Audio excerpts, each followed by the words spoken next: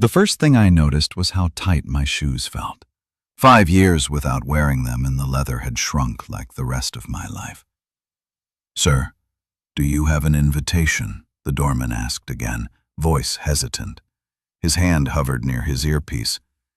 I didn't answer because I was staring through the glass doors at her.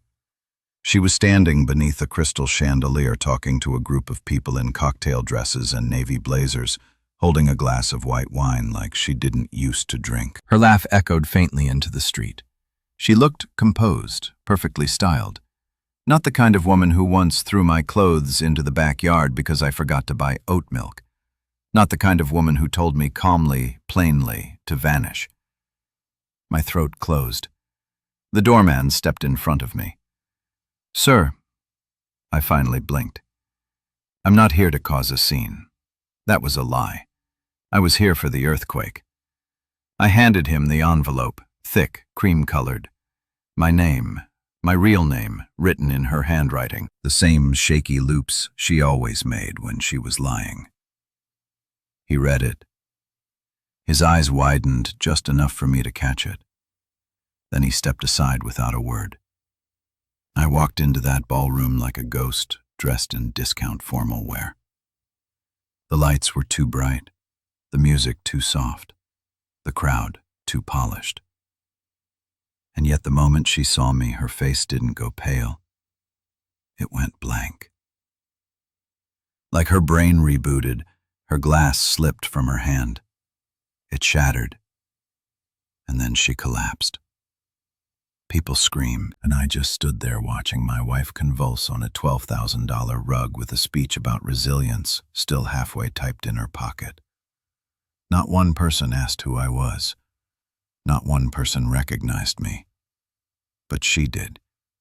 Even as they carried her away, even as the paramedics asked for her emergency contact and someone said she doesn't have family anymore, even then, she looked back at me like the past had come to collect its debt. And you know what the worst part is? I almost felt sorry for her. Almost. But you don't tell someone to disappear unless you mean forever.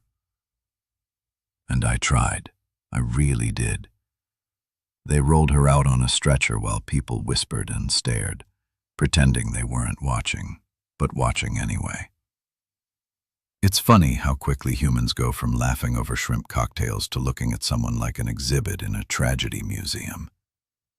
Her hand hung limp off the side, manicured nails still perfect, except for the one that had snapped clean off in the fall. I didn't follow the ambulance. I didn't even move until most of the guests had gone back to pretending the world hadn't cracked open in front of them. I just walked around the ballroom once, slow and quiet, like I was visiting the scene of a crime. Maybe I was. Maybe I still am. I took a folded piece of paper from my jacket and slipped it beneath a flower arrangement on her charity auction table. It wasn't dramatic. No all-caps screaming, no threats, just one sentence. "You told me to disappear, so I did. This is what that looks like." Then I left.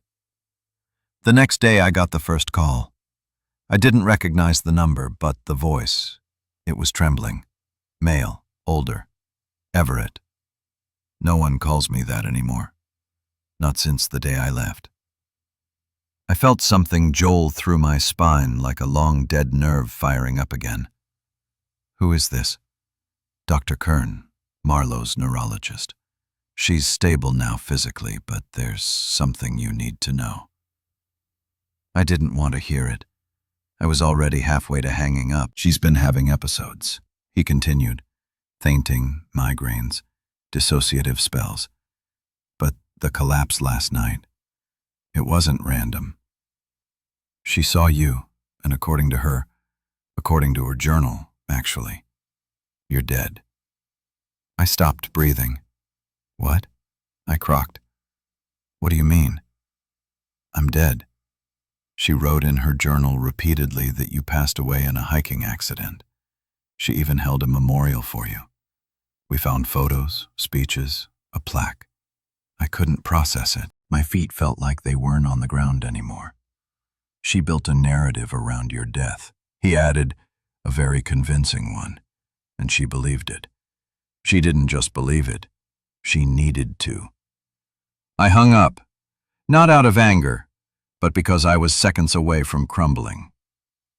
5 years ago, I left her kitchen carrying nothing but my wallet, my keys, and a broken sense of worth. I lived in obscurity, taking odd jobs, reading strangers' used paperbacks, renting under fake names. I didn't drink, I didn't date, I didn't speak of her. I was erased. But apparently she rewrote me. She turned my silence into death. And the worst part, she grieved publicly. Facebook tributes, candlelight vigil, press releases. She played the part of the widowed, wounded wife, all while knowing I was alive. All while knowing the last words she said to me were, disappear. I needed answers, but I didn't know where to start. So I did what I always do when I'm lost. I walked. I wandered through the same streets we used to live on. Her favorite cafe was now a bookstore. The dry cleaner still had the sign she hated. We press with love. The air smelled like memory. And then outside her old apartment building, I saw someone I never expected. Her sister Clara. She was standing by the curb with a paper bag of groceries and a phone wedged between her shoulder and cheek. I should have turned away. I should have kept walking. But I didn't. When she looked up and saw me, the bag dropped. Apples scattered everywhere. Her mouth opened, but nothing came out. Just this wide-eyed, open terror like she'd seen a ghost. I'm not dead, I said softly. She took a step back. You can't be here. You don't understand. You don't know what she's done now. What? Who's done? I asked. She glanced around and pulled me toward the alley beside the building. You're not safe here? I laughed, a bitter, breathless laugh. Safe from who? My wife. Clara shook her head. You think this is about you, Everett? You don't know what she's turned into. She lied about your death because the truth wouldn't get her sympathy. Her voice broke. She's not the woman you remember. And if she knows you're alive... She didn't finish that sentence. And honestly, I didn't want her to. Because for the first time in 5 years, I was starting to realize this wasn't just betrayal. It was something else. Something far more dangerous. I stood in that alley with Clara like I was a piece of bad history she thought was buried. Her hands shook as she picked up the groceries she dropped. A yogurt container burst open against the pavement, but she didn't even look at it. Just kept her eyes on me like I might vanish if she blinked too long. I couldn't stop replaying her words. She's not the woman you remember. What did that even mean? I'd known Marlo since I was 22. I remembered the dorky girl who danced offbeat in the living room, the woman who once cried because we accidentally squashed a spider under a couch leg. And now I was hearing whispers of what? A mastermind? A sociopath? Clara handed me a scrap of paper torn from a prescription pad, an address, a storage unit just on the edge of town. She said, I don't have proof, but you'll find it there. Just don't say my name. Don't tell her we spoke, I mean it. Everett. I didn't ask how she got access. I didn't ask why she was suddenly giving me breadcrumbs after half a decade of silence. I just nodded and walked away like I was sleepwalking through a dream I hadn't consented to. The next day, I drove out to the storage facility. It was one of those faded places that had no cameras, no digital access, just rusted orange doors and a bored teenager reading manga in the office. I signed in under a fake name, paid $30 cash, and made my way to Unit 17B. The lock was already cut. Inside, the air smelled like mildew and old perfume. There were 4 boxes, 2 broken lamps, a garment rack, and something covered by a black sheet in the corner. I went to the boxes first. Letters, dozens of them, all addressed to me, not sent, just written. And each envelope had the same date, March 12th, my birthday. I opened one. Everett, I can't sleep. I keep seeing you by the sink with your stupid little tea towel over your shoulder like a dad in an old movie. I miss you, and I hate that I miss you. I hate you for leaving, but I hate myself more for telling you to go. They went on page after page, year after year. Guilt, love, regret, madness. Each one more erratic than the last. Ink smeared, some written in pencil with whole paragraphs crossed out and rewritten in different colors, like she couldn't settle on which personality was speaking. And then I pulled off the sheet in the corner. It was a mannequin wearing my clothes, my jacket, my scarf, my old glasses, down to the same stupid loafers she always teased me for wearing. And on its plastic hand, my wedding ring. I stumbled back, heart thudding. My legs gave out and I hit the cold concrete floor. She didn't just tell people I was dead. She built a shrine to me. A version of me that couldn't argue, couldn't leave. A replacement Everett she could control, dress up, speak to. I should have left right then. I should have gone back to Whitley Gap and burned the memory of this place into ash. But I didn't, because sitting next to the mannequin in a weathered filing box was something worse. Newspaper clippings of other men, obituaries, all eerily similar. Disappeared, declared dead. Funeral arrangements made by grieving wives, and circled in red ink across each clipping were their names crossed out, and underneath scrolled in pen, they weren't him. I felt sick. I felt cold in places no coat could reach. I took 3 photos, stuffed a few letters into my pocket, and slammed the unit shut. As I pulled out of the parking lot, my phone buzzed, a number I didn't recognize. Against my better judgment, I answered. A voicemail, maybe early 30s, spoke calmly. "You don't belong here, Everett. She told you to disappear. That offer is still good, but if you stay, if you try to finish this silence, then she won't be the only one who ends up in the ground." Click. I stared at the screen. No voicemail, no trace, nothing but static in my brain and a growing dread in my chest. She told the world I died. Now, I was starting to wonder if that was plan A, or a warning for what would happen if I ever came back. I didn't sleep that night. I sat in the corner of a run-down motel room with cracked tile and flickering light, watching my reflection tremble in the dark TV screen. The phone was turned off. The photos I took from the storage unit gone, deleted somehow. I hadn't done it. I checked my cloud account. Empty, clean, like it had never existed. Someone was inside my digital life, erasing my proof, managing my absence. I tried calling Clara the next morning, straight to voicemail.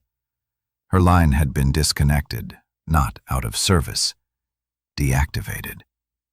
My last link to sanity had snapped. And now I was drifting alone in waters I barely understood. But I couldn't leave. I needed to see her again. Not because I wanted closure, but because I needed to know what she'd become. The woman who used to fall asleep to nature documentaries was now surrounded by threats, lies, and fake funerals. I couldn't comprehend how that happened, and if I didn't look her in the eye again, I'd always doubt whether any of it was real. So, I did something reckless. I went to the hospital. I expected security, cameras, barriers, but oddly there weren't any. In fact, it was too easy. The nurse at the desk told me Marlowe had been discharged hours earlier. A private escort came for her. She said, eyes narrowed like she didn't buy the story herself. Said he was family, had the right documents and everything.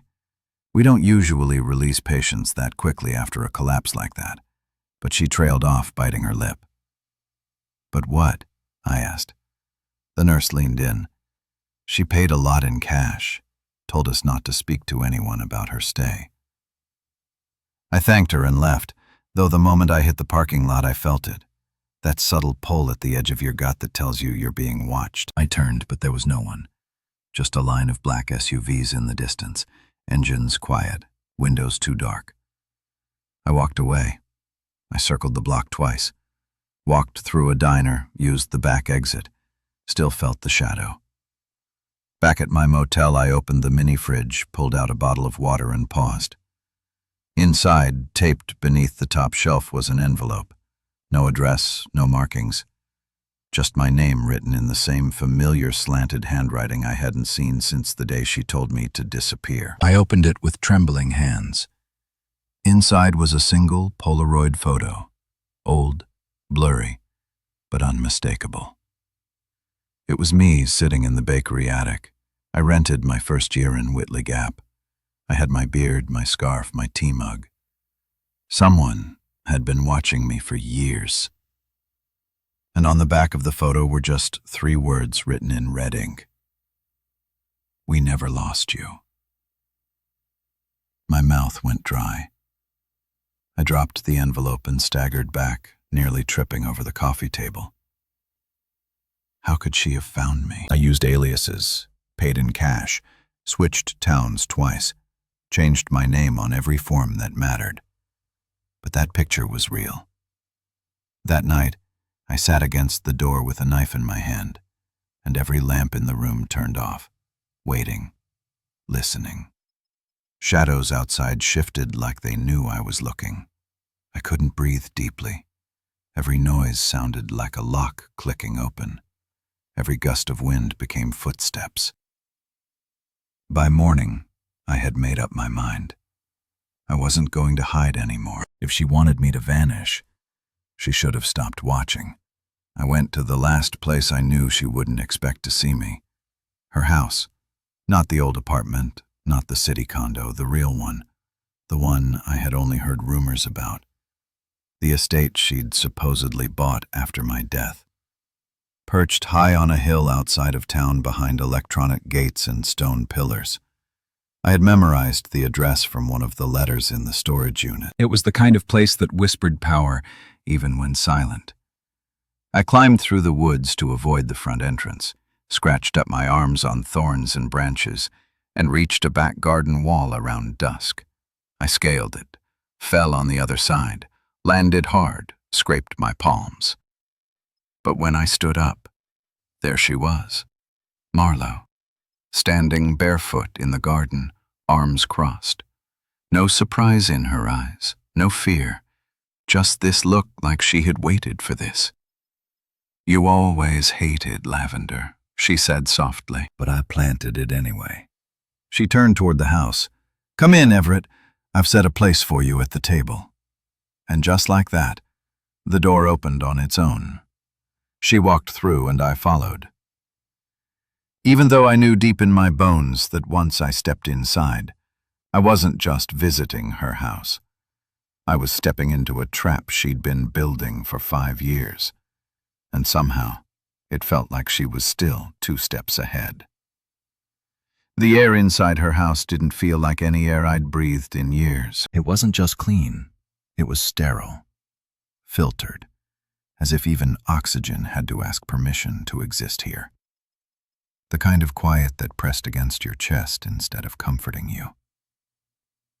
She walked barefoot ahead of me, her white silk robe trailing slightly, barely touching the wooden floor.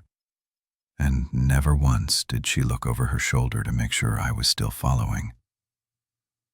She knew I would. That's what scared me the most. How sure she was. The dining room was already lit, soft gold chandeliers humming above a long mahogany table. 2 places were set, China crystal cloth napkins folded like origami birds. A single candlestick flickered between us. I noticed there was no food, no drinks, just the performance of dinner, the suggestion of it. She sat down slowly, folding her legs like a ballet dancer. Then she motioned for me to do the same. I remained standing. "What is this?" I asked. My voice cracked. I hated that. Marlowe tilted her head as if I'd asked her to define the word door. "Dinner," she said simply. "There's nothing here." She smiled, almost tenderly. "You always struggled with metaphor, Everett." I finally sat down, if only to make the tightness in my knees stop screaming. My fingers trembled against the table's edge, tracing the grains. It was the same design we had in our old apartment, but longer. Grandio. Like she'd taken all the pieces of our old life and inflated them to match her new one. "You told people I was dead," I said, looking her dead in the eye. "You held a memorial." She didn't flinch. I had to. "No, you didn't." "Yes, I did," she said softly. "Because dead men don't talk. They don't ask questions. They don't come back." I tried to stay calm. "You said you wanted space, that I was suffocating you." I left. "I gave you that space, but you didn't move on. You rewrote the story. You made me into something I wasn't." "No," she said. "I made you into something you couldn't ruin." I froze. That sentence was too sharp to be spontaneous. She had rehearsed that. I pushed back from the table. "I want to know why." Her eyes stayed locked on mine. "Because letting you go wouldn't have hurt enough." And there it was, the truth, raw and unvarnished. She didn't just want me gone. She wanted me erased so she could grieve the version of me she crafted in her mind. A version that would never fight back, never contradict her. A dead man is the most obedient husband. She stood then and walked toward the fireplace. There was a frame above the mantel and oil painting. It took me a moment to recognize it. It was me, but not how I was, how I used to be. Clean-shaven glasses, soft posture, that same pale blue sweater I wore the last fall we spent together. "You kept painting me," I whispered. "I painted you until you stayed still," she said without looking.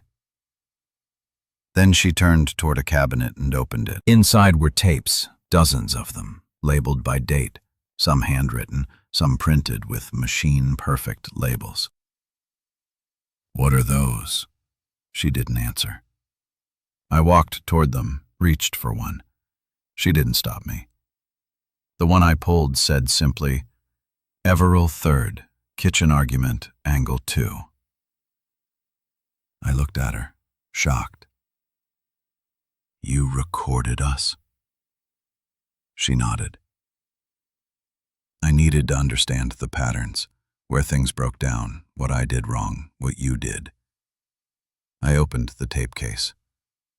There was a note inside, typed, precise, line by line. Timestamp 014. He forgets her birthday reference. Timestamp 103. Defensive posture begins. Timestamp 219. He apologizes too quickly. Validation-seeking behavior. Timestamp 311. He flinches when she raises voice. Emotional control effective. I dropped it like it was acid. She watched me, arms crossed, waiting. "I was your husband," I said, "not some lab experiment." "No, Everett," she said, her voice still maddeningly calm. "You were my lesson." That's when I realized I hadn't walked into a trap. I had walked into her thesis. All these years, she wasn't mourning me. She was studying me, building a narrative, editing the footage, removing variables until she had the perfect version of our story. One where I was gone, silent and malleable. But I had returned, and I was the variable that refused to stay dead. I turned toward the front door and stopped because someone was standing in the hallway. A man, maybe early 40s, dark jacket, clean-shaven, blank stare. He didn't speak. He didn't have to. He was there to make sure I didn't leave again. And just like that, I understood. I wasn't her husband. I was her unfinished project. He didn't speak. He didn't step aside. He didn't even breathe differently when our eyes met. Just stood there in the hallway like a wall disguised as a man. Stoic, solid, perfectly placed. I took one step forward, hoping for a flicker of acknowledgement, some sign that he wasn't just a part of the furniture. Nothing. I glanced back at Marlo. She was pouring tea. "You remember Dalton?" she asked, casually, like she was offering me a refill, not casually confirming the name of the man blocking the only exit. "No," I said, and it came out hoarse. She stirred the tea. "1 sugar cube. Clink. He's been with me since Colorado after I needed help sleeping." "After you left," Dalton tilted his head as if examining how much of me was bluff and how much was bone. "What is he? Your guard dog?" "No," she said. "He's my archivist. He collects the things I don't want to forget. People included." I turned back to him. "You work for her?" His voice, when it finally came, was oddly polite. "I ensure she isn't interrupted." I could hear blood rushing in my ears. This wasn't just about grief or control anymore. This was theater. A whole world she'd constructed where roles were assigned, scripts were written, and the audience, me, was never supposed to walk back on stage after intermission. I moved toward the hallway anyway. Dalton didn't stop me. Instead, he simply said, "You should see the attic first." And with that, he stepped aside. I froze. "Why the attic?" "She was going to show you eventually," he replied. "It's better if you walk in knowing." The air shifted. The rules of gravity felt softer. My body moved before my brain approved. I climbed the stairs. Each creak under my foot felt intentional, like the house wanted me to hear what I was walking into. When I reached the top landing, I saw it. The attic door half cracked, warm light spilling through like a pulse. I pushed it open and I swear my knees buckled. There were shelves, endless shelves, floor-to-ceiling boxes labeled meticulously. Everett, 2013, missed calls. Everett, 2014, voicemails. Everett, 2015, words he regretted. Everett, 2016, night. Tears. I moved through the room like I was underwater. My hands shook as I opened one of the boxes. Inside were dozens of cassettes, cassette players, transcripts, journals. A full-blown museum of my emotional collapse. Cataloged, dated, analyzed. My voice frozen in analog. My text messages printed and highlighted. My letters, some I didn't even remember writing, all preserved. She hadn't been grieving.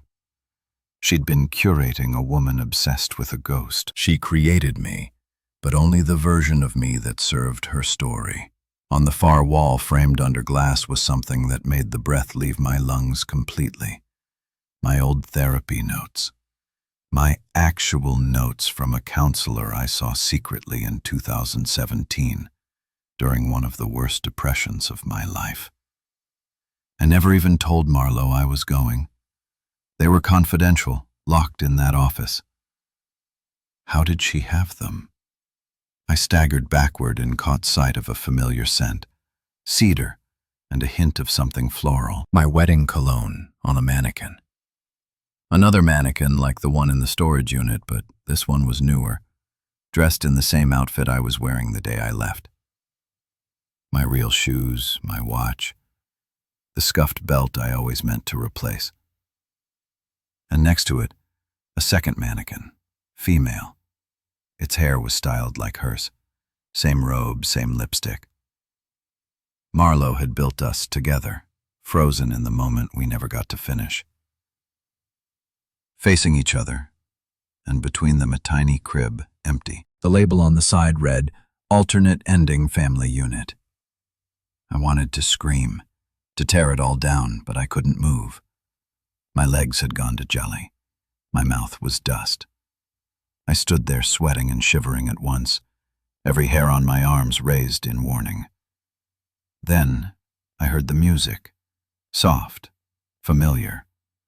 It took me a second to place it. Our wedding song playing from an old radio in the corner. I turned around and there she was. Marlowe in the doorway watching me. "You're not here to confront me," she said. "You're here to understand me."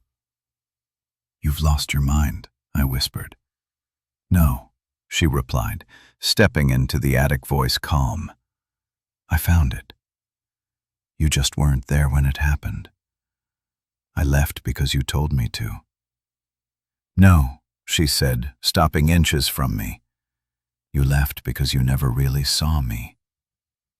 Now you do." Then she reached behind her and pulled out something I didn't expect. A file thick. She handed it to me. Inside were photos of me from the past 5 years. Grocery stores, coffee shops, bus stops. Me walking alone, reading newspapers, sitting in diners. All dated, all filed. "You've been following me. I had to finish the story." "This isn't a story, Marlowe. It is to me," she said, "and in this version, you finally stay." I dropped the file. "I'm not your project." She smiled, serene.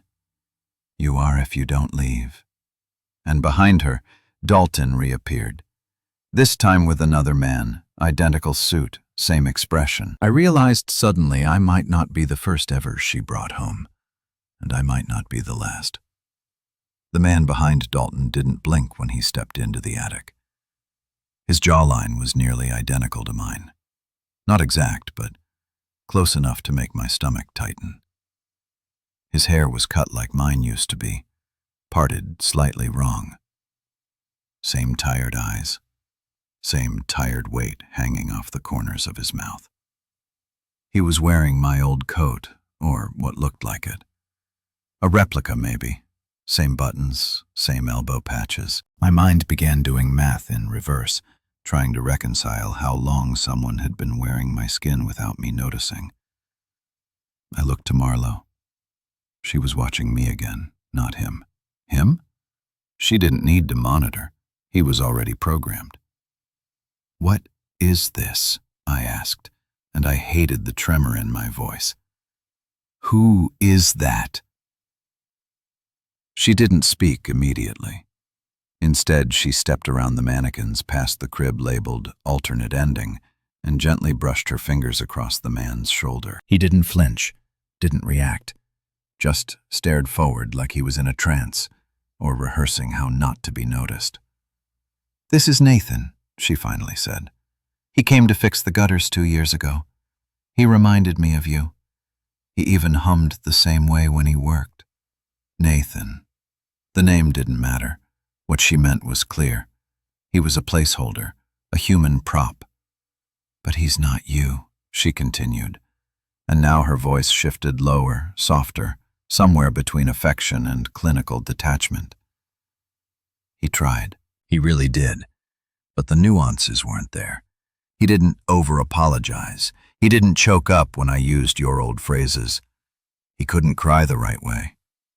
So, I stopped asking him to try." I took a step back, suddenly aware of just how far I'd walked from the attic stairs. "You're insane," I said, trying to steady my breath. "You're unwell, Marlowe. You've built a shrine of false starts and puppets. This isn't grief. This is control."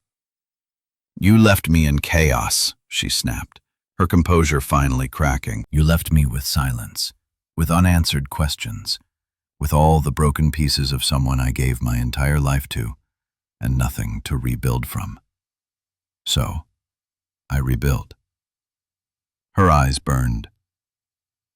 You think disappearing is quiet? You think it doesn't echo? My voice dropped. I did what you asked. No, she whispered. You did what I dared you to. That's not the same. She turned back to Nathan, then to Dalton. Take him downstairs. He's not ready yet. The two men moved toward me, Dalton calm, Nathan hollow. I bolted. I slammed through the attic door, jumped the stairs two at a time, hit the banister, and nearly slipped.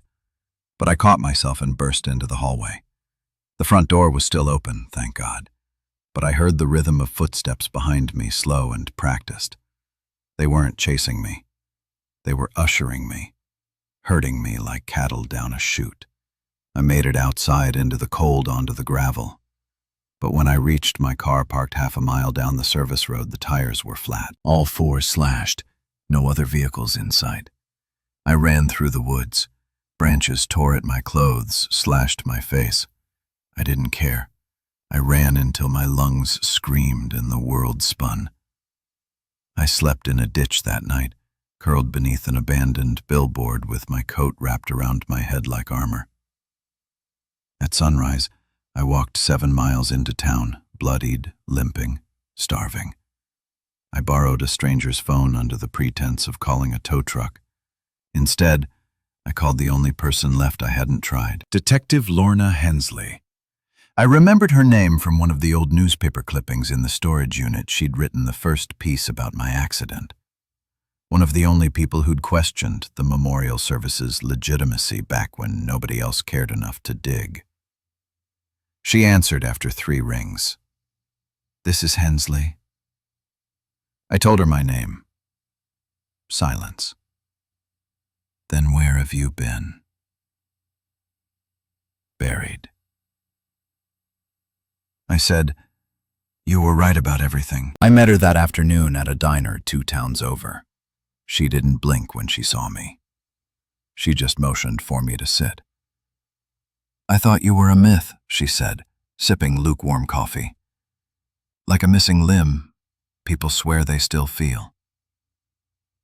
I was, I said. Then I showed her the photo of Nathan. The tapes, the labels, the shrines, the threats, and the letter. I hadn't shown anyone yet. The one that arrived at my motel a week ago, written on hotel stationery from a place I'd never been. A letter that simply read, if you don't return to her, others will. It's your place, Everett. Come back before someone else fits better. Hensley stared at the letter for a long time. Then she folded it once and slid it into her coat pocket. You're not the first, she said. But maybe you'll be the last. I looked at her. What does that mean? She exhaled slowly like she'd been holding something for years. It means this goes deeper than just obsession. This is about legacy. Malo doesn't grieve. She edits. She rewrites until the story makes her the tragic hero. She's been collecting versions of you. All of them end the same way. Disappearance, silence, control. And now you're the only one who came back with a voice. And she pushed her coffee away and stood. And that makes you dangerous to her, which means you only have 2 choices left. I already knew what they were. Disappear again, I said, or destroy the story she's written. Detective Hensley nodded, and then she handed me a key. To what? The last tape, she said. The one no one's ever seen. The one she locked away in a safety box 5 years ago under your name. My hands trembled as I held it. What's on it? I asked. She stared at me, grim. Proof. The key felt heavier than metal. It had weight in my palm, not just from what it unlocked, but from what it meant. It was proof that someone somewhere had recorded a version of my life I hadn't agreed to. And it was finally mine to see. Detective Hensley took me to a safe deposit box inside an old credit union. No cameras, no electronic logs, just a name scratched on the inside of the vault door. E. Brooks. She slid the box onto the table and stepped back. "You sure?" she asked. I nodded and opened it. Inside was a single tape analog labeled in handwriting I recognized instantly. Everett, the final goodbye. There was also a note folded neatly, clipped to the case. It read, "In case he ever returns, play this first." I didn't read further. I slid the tape into the old player in the corner, took a deep breath, and hit play. Her voice came through immediately. Marlowe, but not the cold, calculating version I had just escaped. This was her softer voice, the one from our early mornings, our blanket-wrapped movie nights.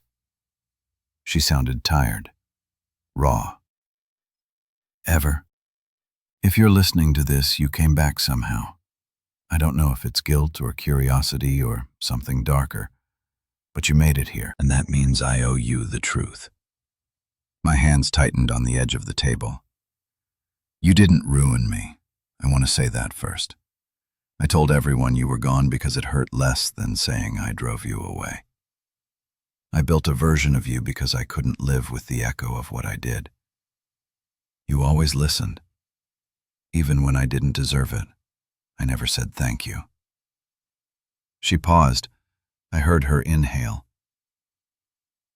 "Dalton doesn't know this, but the version of you I made, it was never for control. It was because I miss being seen by someone who saw the quiet parts. You saw me at my worst and still made tea, still came home. I didn't know how to love that kind of loyalty until it was too late." Another pause. "If you're listening, I hope it means you survived the mess I made. I hope it means you found something worth living for that didn't require being edited.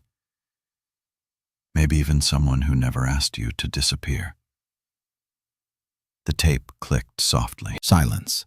No instructions. No threats. No final twist. Just a farewell. I looked at Hensley. "That's it." She nodded. "That's everything she left. And that's everything she needed you to hear." I took the tape and the letter, not to keep them, but to return them. 2 days later, I went back to her house, not to confront her, not to accuse, but to close the chapter she'd refused to finish. She answered the door before I even knocked. "I know why you're here," she said. I handed her the box. "You don't get to decide how I'm remembered," I said gently. "That part's mine now." Her eyes welled. I saw something in her collapse, a resignation. Not defeat, but understanding. She didn't speak. She simply closed the door and didn't follow. That was the last time I saw her. I went back to Whitley Gap, not to hide this time, but to rebuild for real. I started teaching music lessons again, joined a local bookstore club, and for the first time in years, people knew me as Everett, not someone's ghost. I even adopted a dog. His name's Murphy. He snores when he dreams. And last week, during a community festival, someone asked me what I do. I told them I help people find their rhythm again. Because the truth is, you can lose yourself in someone else's story for so long that you forget how your own voice sounds. But if you listen closely, if you let yourself grieve, heal, breathe again, you'll hear it, quiet but steady. Your rhythm, your heartbeat, your story. And I'm living mine now, not as the man who disappeared, but as the one who came back and stayed.